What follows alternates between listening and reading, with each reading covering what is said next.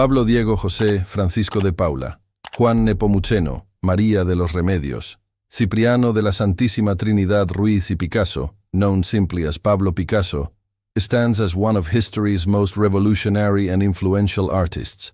Born on October 25, 1831 in Malaga, Spain, Picasso would transform the art world through his relentless innovation, prolific output, and radical reimagining of visual representation. Picasso was born into an artistic family. His father, José Ruiz Blasco, was a painter and art teacher who specialized in naturalistic depictions of birds and landscapes. His mother, María Picasso y López, came from a family of minor nobility. From his mother's side, Pablo adopted the surname Picasso, which would become one of the most recognizable names in art history. The young Pablo showed extraordinary artistic talent from an early age. Legend has it that his first word was pits, short for lápiz, the Spanish word for pencil. By age 7, he was receiving formal artistic training from his father, who recognized his son's exceptional abilities. José Ruiz famously handed over his brushes and palette to 13-year-old Pablo after witnessing his son complete a painting of pigeons with remarkable skill, declaring that the student had surpassed the master. In 1895, the family moved to Barcelona, where Picasso's father took a position at the School of Fine Arts. Pablo was admitted to the school despite being under the minimum age, having completed the entrance exam in just one day when most students required a month. His prodigious talent was undeniable, and he quickly absorbed the academic traditions of European art. The young artist's education continued at the Royal Academy of San Fernando in Madrid in 1897, but he found the formal instruction stifling. Instead, he spent his time studying the masterworks in the Prado Museum, copying paintings by Diego Velázquez, Francisco Goya, and El Greco. These experiences with Spanish masters would profoundly influence his artistic development throughout his career.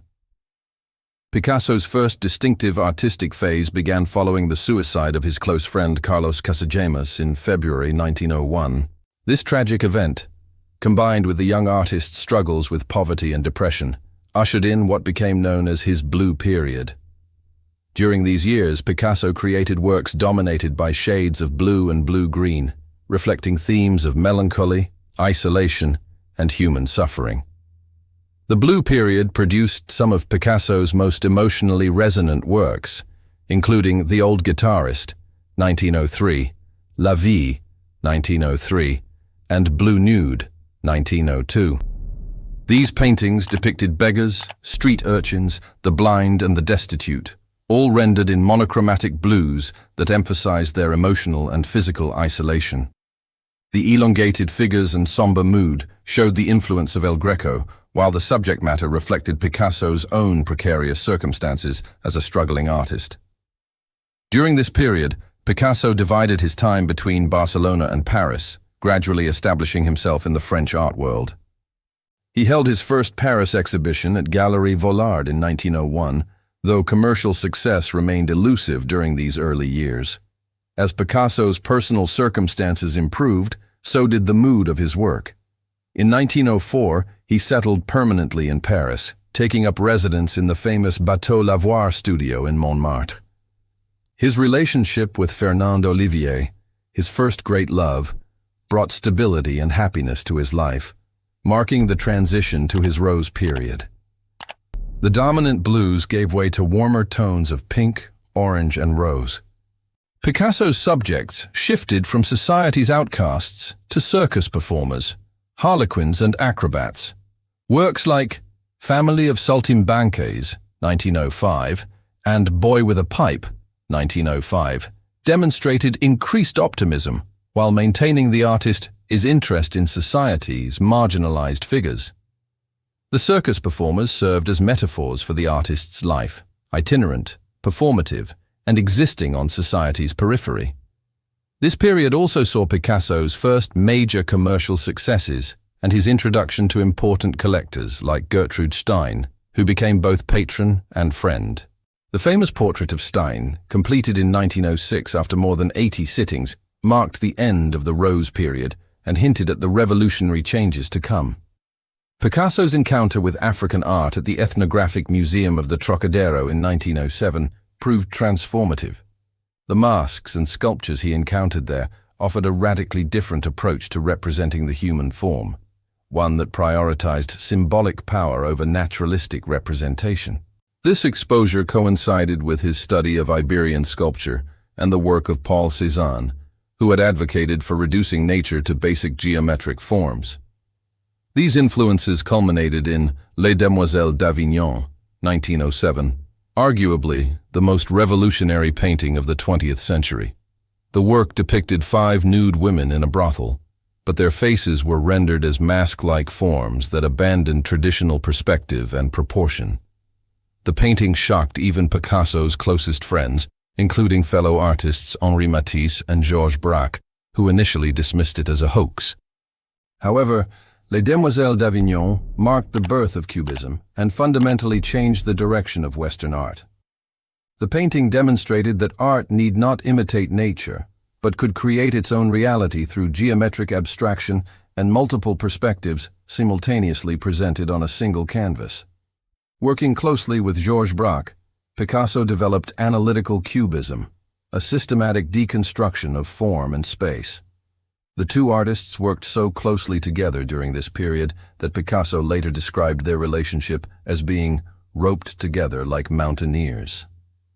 Analytical cubist works broke down subjects into geometric facets, analyzing them from multiple angles simultaneously.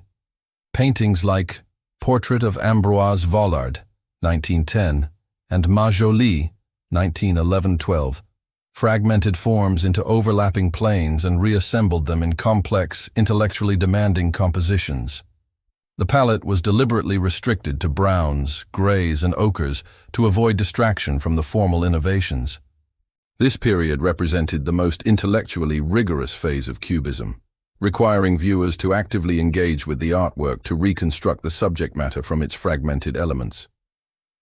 The approach influenced not only painting, but also sculpture, as seen in Picasso's groundbreaking Head of a Woman, 1909-10.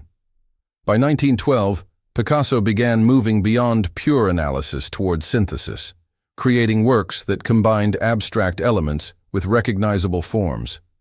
This phase, known as synthetic cubism, was characterized by brighter colors, simpler forms, and the revolutionary introduction of collage techniques. Picasso's Still Life with Chair Caning, 1912, incorporated actual oilcloth printed with a chair cane pattern, challenging the boundary between art and reality. This innovation led to a series of papier-collé works, where newspaper clippings, sheet music, and other materials were integrated into paintings. These techniques questioned fundamental assumptions about artistic representation and the nature of art itself. The period also saw Picasso's collaboration with Sergei Diaghilev's Ballet Russe, designing sets and costumes for productions like Parade, 1917. This work introduced his art to broader audiences and demonstrated its application beyond traditional gallery settings. Following World War I, Picasso experienced another dramatic stylistic shift toward neoclassicism.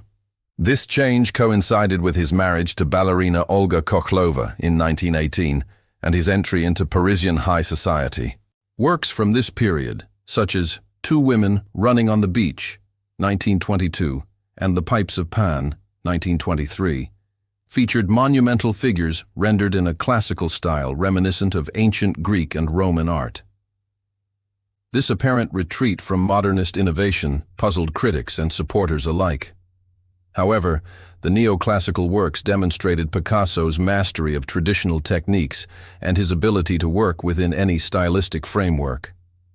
The period also produced some of his most tender family portraits, depicting Olga and their son Paolo with remarkable sensitivity and technical skill. Simultaneously, Picasso continued experimenting with Cubist techniques, proving that his apparent conservatism was actually another form of artistic exploration.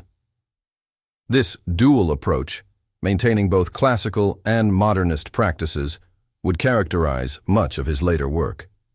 The mid-1920s brought increasing personal tensions as Picasso's marriage deteriorated and his artistic interests evolved. His encounter with surrealism, particularly through his friendship with André Breton, introduced new psychological dimensions to his work. Paintings like The Dance, 1925, and The Three Dancers, 1925, featured distorted, emotionally charged figures that reflected both surrealist influence and personal turmoil. This period coincided with Picasso's relationship with 17-year-old Marie-Thérèse Walter, whom he met in 1927. Their secret affair inspired a series of sensual, curved forms that appeared in his paintings throughout the early 1930s. Works like The Dream, 1932, and Girl Before a Mirror, 1932, combined Cubist techniques with more organic, psychological content. The decade also saw Picasso's return to sculpture with renewed vigor, creating the monumental Head of a Woman, 1929-30, and beginning his exploration of welded metal constructions that would influence sculptors for generations. The Spanish Civil War, 1936-1939, marked Picasso's most direct political engagement through art. Commissioned by the Spanish Republican government to create a work for the Spanish Pavilion at the 1937 Paris International Exhibition, Picasso responded to the bombing of Guernica with his most famous political statement. Guernica, 1937, combined Cubist techniques with powerful symbolic imagery to create a universal condemnation of war's brutality. The monumental black, white, and gray composition featured a bull, a horse, a light bulb, and fragmented human figures that conveyed the horror of modern warfare without depicting the specific event literally. The painting became an international symbol of peace and anti-war sentiment. During World War II, Picasso remained in Paris under German occupation, continuing to work despite restrictions and harassment. His art from this period, including The Charnel House, 1944-45, reflected the darkness of wartime while maintaining his commitment to formal innovation. Following the war, Picasso's international fame reached unprecedented heights. He joined the Communist Party in 1944 and created his famous Dove of Peace lithograph for the 1949 World Peace Congress. His political commitment continued throughout the Cold War, though his art remained primarily concerned with formal and personal rather than explicitly political themes. The 1950s and 1960s saw Picasso working with incredible energy across multiple media. He mastered ceramics at the Madura Pottery Workshop in Vallauris, created monumental sculptures like Chicago Picasso, 1967, and produced numerous series of paintings that reinterpreted works by old masters including Velázquez's Las Meninas and Manet's Le Déjeuner sur l'herbe.